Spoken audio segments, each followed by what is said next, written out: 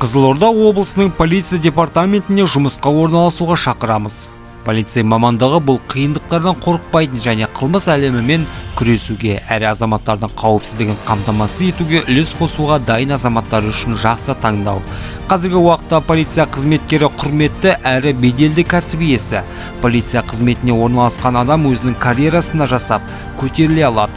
Бұл мамандықты мүмкіндіктері де баршылық. Атап айтқанда, ерекшелігімен көзге түсетін қызметкерлер өзінің қабілетін жан-жақты аша алады. Ерлігімен көзге түскен қызметкерлер лауазымы бойынша көтеріліп, ведомстволық әрі мемлекеттік наградалармен марапатталып, қоғамда құрметке ие болып, танымал бола алады.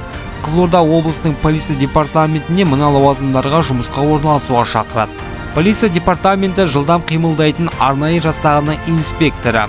Лауазымдық міндеттері: қоғамдық тәртіпті сақтау мен қамтамасыз ету және қылмысқа қарсы күресу ісіне қатысу.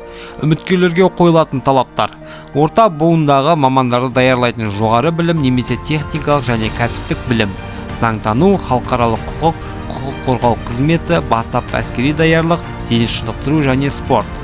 Қазақстан Республикасының заңдарын білуі: 35 жастан аспаған, бойы 170 сантиметрден кем емес. Спорттық дәрежесі, атағы, разрядтары, күрестің түрлері бойынша біліктілігі немесе ату бойынша куәлігі болуы тиіс. Қосымша қызметтерді қызметкерлерінен басқа.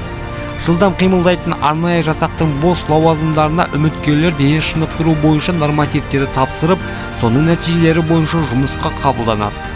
Полиция департаментінің жылдам қимылдайтын арнайы жасағының полиция жүргізушісі. Үміткерлерге қойылатын талаптары: білімі орта, Қазақстан Республикасының заңдарын білу, Қазақстан Республикасы қарулы күштерінде әскери борышын өтеген, жүргізушілік куәлігі және 3 жылдан кем емес өтілі, жасы 35-тен аспаған, бойы 170 сантиметрден кем емес болуы тиіс. Ішкі істер органдарында қызмет өткерудің артықшылықтары: жұмыс берушінің есебінен бастапқы оқыту және біліктілікті арттыру, тұрақты және уақытылы жалақы, лауазымы жоғарылауына қарай және жұмыс өтілі мен арнаулы атағы жоғарылауына байланысты еңбекақысы өсіп отырады. Ведомстволық наградалар мен көтермелеу болып тұрады. Басқа өңірге көшу мүмкіндігі: тұрғын үйде жалдаған үшін төлемақы, өзінің атында тұратын үй болмаған жағдайда ғана. Сауықтыруға жыл сайын жәрдемақы. Ведомстволық емдеу мекемелерінде тегін медициналық емделу, отбасының барлық мүшелерінің жеңілдікпен санаторлық шипажайда емделуі, үйленіп немесе тұрмыс құру, неке қию, баласы дүниеге келгенде және басқа да жағдайларға тап болғанда материалдық көмек. Жұмыс өтілі 25 жыл болғанда зейнетке шығу құқығы бар. 1 жылдық жұмыс өтілі 1,5 жыл болып есептеледі.